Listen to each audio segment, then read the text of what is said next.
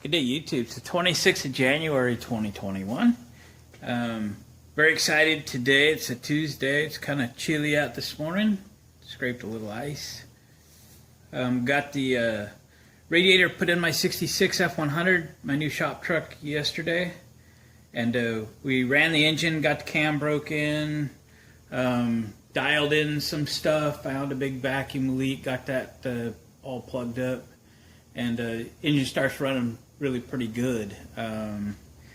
Today we got to sort out a bunch of stuff. For some reason the alternator wasn't charging. It's brand new. I don't know why. And we also had a coolant leak in around the water pump. But then it seemed to have went away. So I'm not really sure what's going on. I see a little coolant under the little bypass hose that goes from the thermostat housing to the water pump, that little 90-degree hose on this 302 engine. So we got to figure out what that is. I didn't ever really check the coolant after we ran the engine last night. Hopefully it's got all the air out of it and so forth. It's still above the cores this morning, but we're going to have to figure out what that is. So got a day's worth of little stuff. I'm sure we got to wire up the fans. I temporaried them in yesterday. Idled the engine for a long time, and it was getting hot when we had a vacuum leak. It was 170 degrees after that, so with the fans running. So pretty happy about that. The thing I'm kind of anxious for this morning is this going to be a daily driver. It really needs to start and run good when it's cold. So I'm anxious to see how it starts cold. I got this carburetor with a manual choke. The truck was equipped with a choke cable, so I'm pretty anxious to jump in, pull the choke, set the choke, a couple pumps on the accelerator, and I want to hear this thing fire right up and come up on fast idle. So let's do that now. Okay.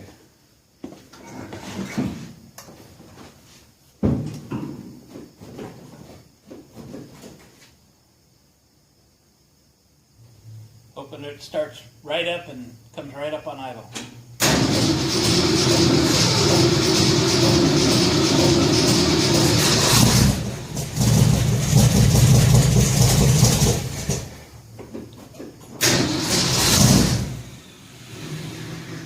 Hoping for better.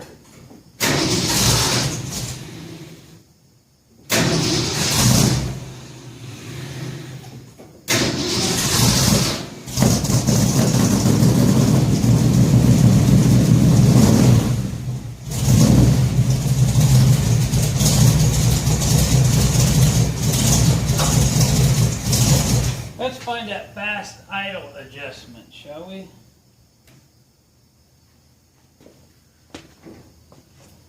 Because it definitely didn't come up on fast idle. Okay, I put a turn and a half on the fast idle screw. Let's see if we're do a little better now.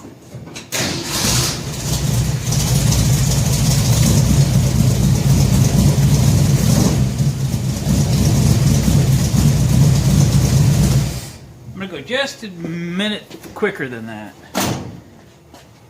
Then the choke doesn't have to be out quite so far. Alright, another quarter of a turn.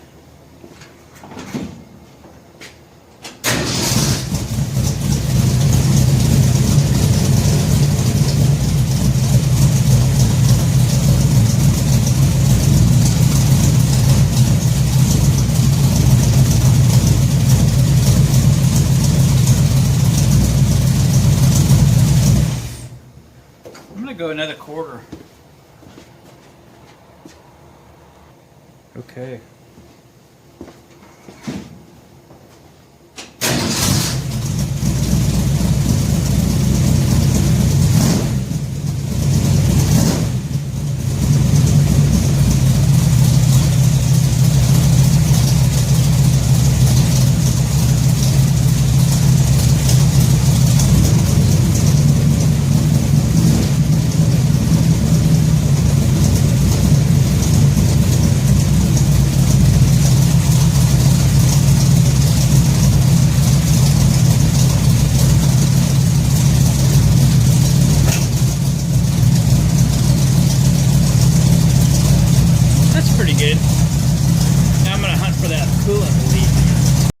We are pretty sure I solved the mystery of the coolant leak. I did not get the bolts tight for the thermostat housing. It's possible that I, snug them down, but I put actually more than a full turn on that bolt, and about 3/4 of a turn on that bolt. So I probably snugged them down waiting for the sealer to kind of dry, and I was going to tighten them. I never got back to it.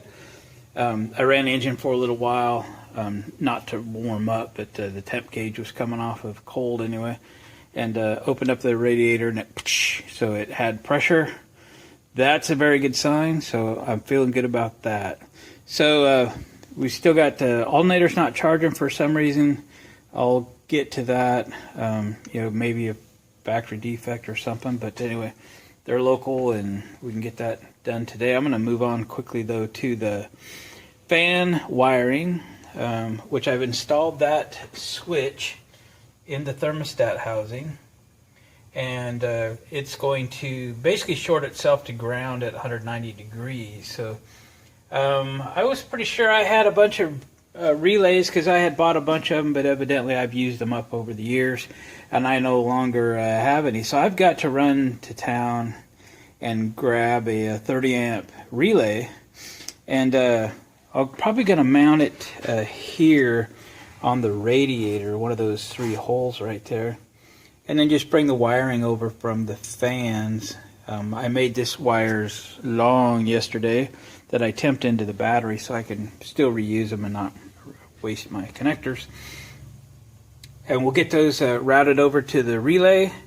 We're going to tie it into a hotspot, probably back over here on the solenoid, so you can unhook the battery and stuff without having extra wires hanging here. We'll tie it in there. We'll put a fuse in line, and then we will use this to switch the ground on the relay. That way I can also take a wire from inside when my new switch panel, when my switches arrive, and I can bring a ground wire out from that switch. So essentially I could ground the switch from inside the cab somewhere, and then just bring the ground wire out, a lot like you do like a horn relay, and route it over here and parallel the switch. Okay, that way either the switch on the dash or this switch will turn the fans on, one or the other, or both for that matter. So if I'm like entering a parade or cruise in or something and I want this thing to run cool, I don't have to wait for 190 degrees, turn the fans on. I'll just reach over and turn the fans on when I want them on. So we'll do that. So let me run down and grab a relay, and we'll start the wiring on this thing. I'll show you what I'm doing along the way in case it's something you're interested in. I'll be back. All right, we got the fans hooked up. I'll show you that in a second. I did plug in another voltage regulator, see if the alternator would charge. I got nothing out of it, so interesting. I'll have to dig into that a little bit. So I have routed the cables, tied them to the fans best I could, and mounted the relay there. Okay, it's a little dark. There we go. And then ran my wires to it. I'm going to give you a diagram here in a minute and show you how they're connected, but I'll show you here. So I went to the starter solenoid right there, and I kind of took that wire down. There's an inline fuse back here. You can see the red inline fuse. It comes up to 2 locations on the relay. One is the hot side of the coil. I'll explain that later. The other is the hot that is going to run to the fans. So the fans have the hot wire running to them at all times. We're going to switch the ground. That ground is switched via that temperature sensor right there. When it gets hot, I think it's triggered at 190, but I've had that thing for, I don't know, 8 years. I can't just remember. So when it gets hot, it makes a connection to ground. It's not like a gauge where it's a variable resistor to ground. It switches to ground. Let me find a screwdriver and I'll demonstrate it. Alright, if I just jumper this thing with a screwdriver from the terminal to ground, the fans will come on.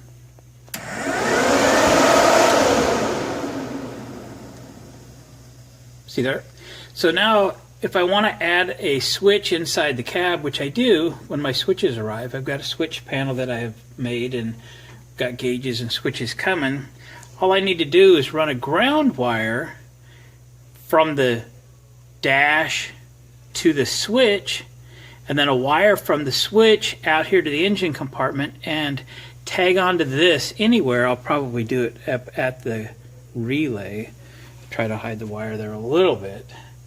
And then I can, anytime I want to, reach up and flip the switch on, which will ground the fans, which are hot all the time, and turn them on.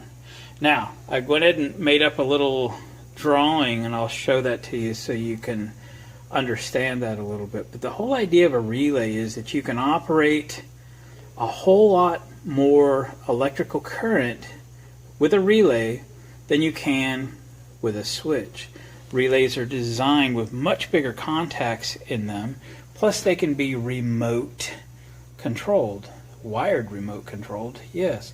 But there are actually applications where you could get a wireless device of some sort, source it somewhere, and use a wired relay to actually make it work wirelessly. But we're not into that. We're into very reliable. The fans need to work, so we're using that switch to turn them on.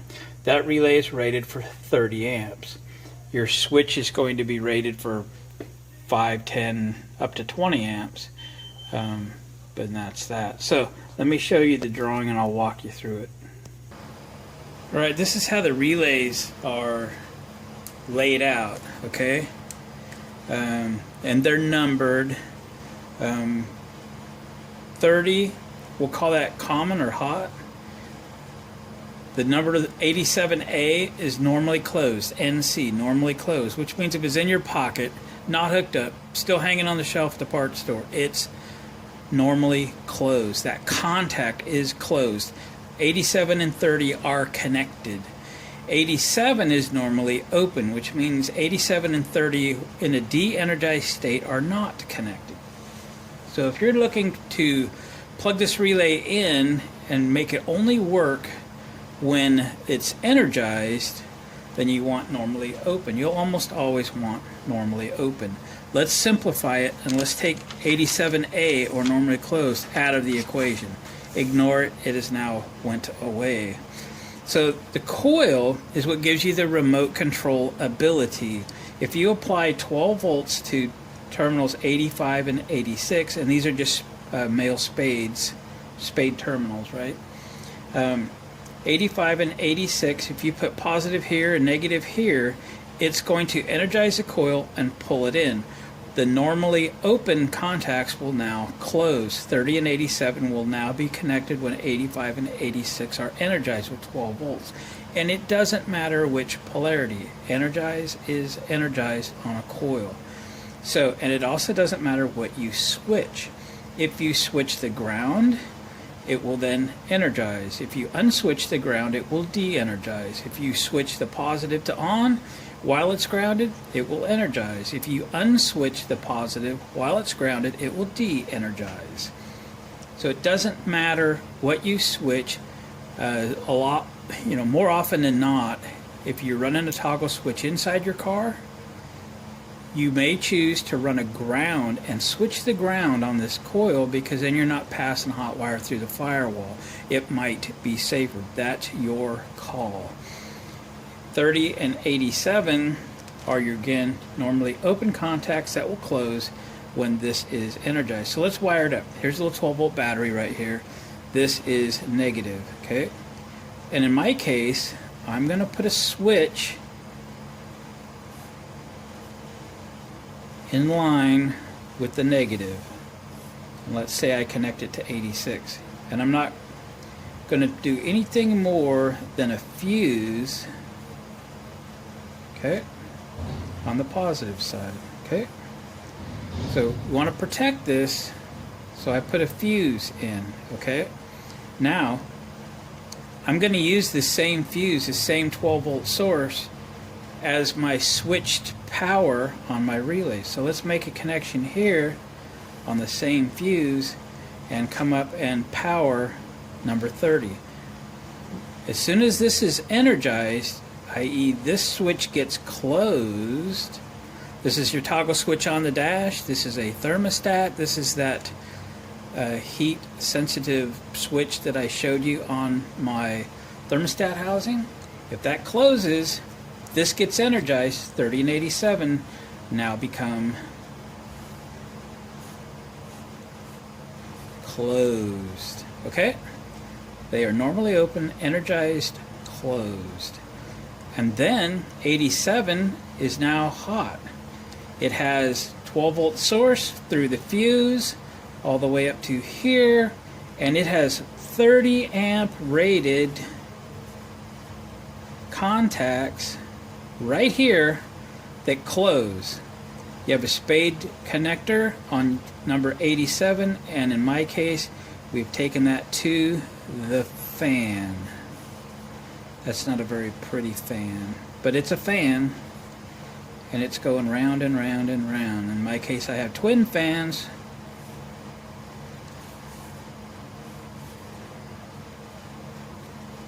Right? And they are also grounded. Each of them are grounded, right? It's the only way they'll work, right?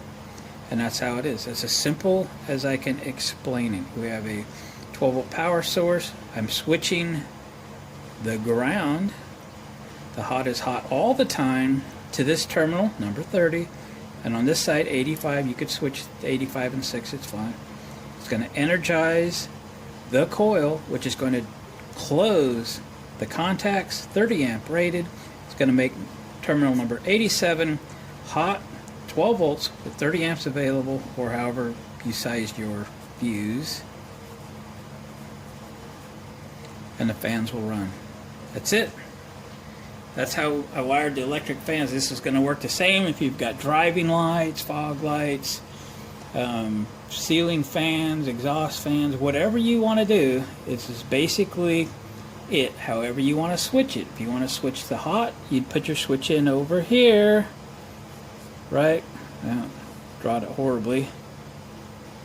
Put your switch in on the hot and not on the ground. That's up to you, however you want to do it. And that's it. So gang, I think we'll call this a video, and I'll continue my work on my new shop truck. Try to get that alternator running today. Probably have to take it back. Thanks guys. Appreciate a thumbs up on the way out the door. We'll catch you on the next video.